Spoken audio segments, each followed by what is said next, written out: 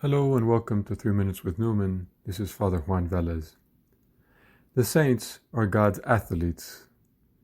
This is what the Church calls St. Dominic on his feast day. All men and women are called to be such saints, but some are given more grace and correspond more fully. In 1834, St. John Henry Newman, then an Anglican clergyman, decided to introduce the practice of honoring saints on their festival days in his parish. This practice had been laid aside by Anglicans when they separated from the Catholic Church. Jesus is the model of holiness for all men and women. Quote, "Surely not even the world itself," he writes, "could contain the record of his love, the history of those many saints, that cloud of witnesses whom we today celebrate, his purchased possession in every age." He was referring to the Feast of All Saints. The saints include teachers and pastors, manual workers and doctors of the Church, kings and queens, ordinary Christians, and martyrs.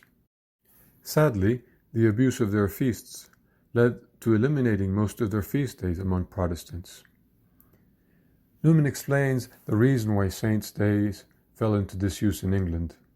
Quote, "Some centuries ago there were too many saints' days, and they became an excuse for idleness. Nay, worse still, by a great and almost incredible perverseness, instead of glorifying God and his saints, Christians came to pay them an honor approaching to divine worship." End of quote. Afterwards, Newman goes on to put his finger on a more telling reason. Quote, "Our Church abridged the number of holidays, thinking it right to have but a few.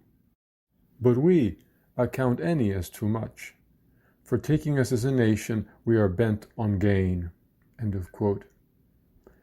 People are not able to leave their work to attend church, or do not wish to leave their business. Without thinking there was a golden time in the Church, still Newman notes, quote, "There was a time when men openly honored the gospel, and when consequently they had, each of them, more means of becoming religious. The institutions of the Church were impressed upon the face of society. Dates were reckoned not so much by months and seasons as by sacred festivals." End of quote.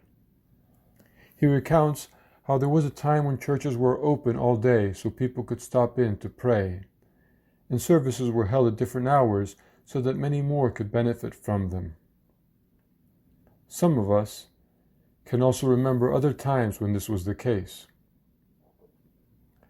He remarked that going to church on Sunday is a sign of faith in God, but it would be more powerful if, quote, "we testified for Christ at some worldly inconvenience to ourselves, which would be the case with some of us on other holidays." End of quote.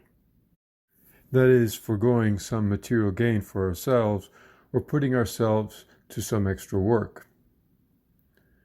Next, Newman tells us why observing Saints' Day is good. They offer a pattern of excellence for us to follow.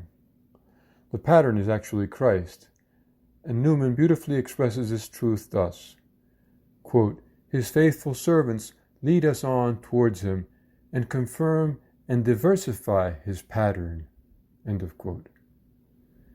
St. John Henry ends by urging us not to forget that we are all called to be saints ourselves, and reminding us that this entails suffering and purification for our past faults.